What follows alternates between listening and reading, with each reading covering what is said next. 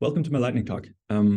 It's actually quite quite common now to use these experiment tracking sites where you can log metrics during model training, for example, and then you can compare different runs or different models, and you can do that while they're running. So they give you a lot of control and a lot of ways to analyze, and they're really nice and I like them a lot.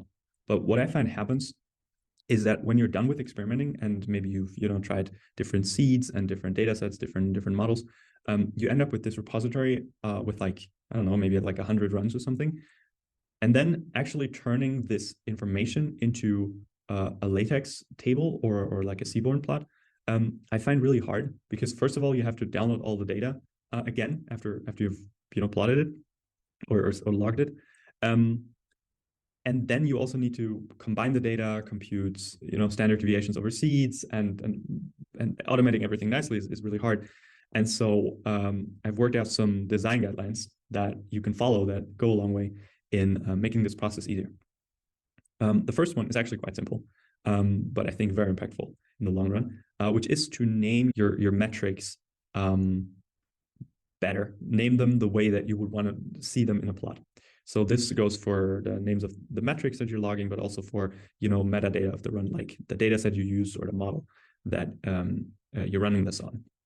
And what happens is that automatically every time you plot something, you always have this these labels available, for example, as the column names of your data frame or something. And so there's no remapping that you have to do, like mapping technical keys to labels or something. I feel like this is something a very easy thing to do, but goes a long way. Another thing is about the way that data is processed, and especially how you get access to the data.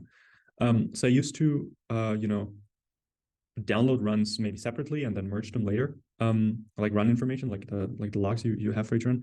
But I found the best way to go is to store all the data you have in one big CSV file and then load it into a data frame later, and also store the data in a very specific format that is in line with the way that Seaborn and pandas like to process data. And this format is the following. So what you do is you iterate over all the runs and also over all the logs within those runs, and you essentially flatten that and append everything that you find there. But then also append to each log the metadata of the run that it belongs to. So in this case, the metadata would be the seed, the model that I used, and the dataset. And then this way you have this structure where you have one line per log, with the lines separated by the different by the configs or the metadata of each run. And this allows you to easily do group operations or something. And we will see an example of how this works very nicely. So if you have data in this form, then for example, to produce a Seaborn plot, all you have to do is call one single line of code. And Seaborn already expects data in this form and lets you very nicely choose the kinds of things you want to see. For example, your X and Y axes, but also, for example, which categories you want to compare. In this case, the different models. So we want to see a training curve for two models. And by specifying this U parameter, we get different curves for different models, and we also get the standard deviation across all runs already respected.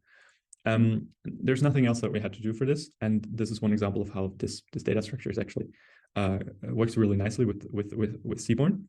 The same also goes for the Latex API of pandas. So I know it might be niche, but I really like to generate my Latex with pandas. And the API is quite rich, but again, you need the data in a specific form so that you can run a few lines of code, a few operations on the data that allow you to get to a simple table like this. And note that if I had more models here or more data sets, this would just automatically work. And I can use this template on the left for almost every table I want to produce.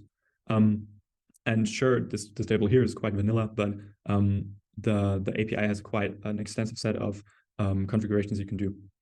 And so I hope that at least I could convince you a bit of some of these practices. But I will also try to link a repository with code that goes through an end-to-end example with which you can also reproduce what I showed you here, but also see a bit more details of how to get from end to end essentially. Yeah, thank you very much. And have a lot of fun at NormConf.